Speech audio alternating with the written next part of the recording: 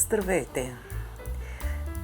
Казвам се Лина Геркова, преподавател с дългогодишен трудов стаж в областта на различни икономически дисциплини, най-вече маркетинг, счетоводство, статистика, бизнес планиране и много други. Мои ученици са били и различни студенти от различни вузове, също така ученици от различни училища, като в качеството ми на частен учител. Това, на което най-много държа в работата си с студентите и учениците, а също така и понякога и възрастни, защото всеки си учи докато е жив, е комуникацията да бъде двупосочна.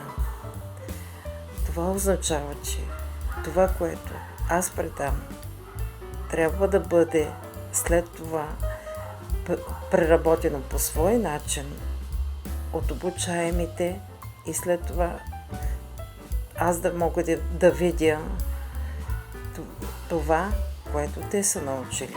Другото, което е много важно за мен, е обучаемите да бъдат упорити, непрекъснато отговорни за това, което правят и да имат отговорен подход към задачите, които им се поставят. Защото ако преподавателя работи само едностранно, нещата не се получават. Двустранният контакт, двустранният обмен на информация е много важен.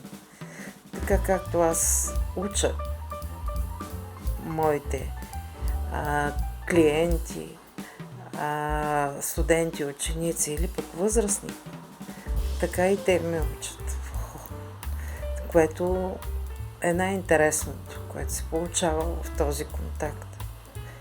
И така, това взаимно обогатяване е полезно и за двете страни. Разбира се, основното идва от мен, но останалото е в ръцете на обучаемите.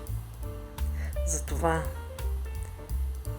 бих искала да кажа, че мога да бъда полезна в най-различни икономически области, дори и много трудни, каквито са статистиката, счетоводството.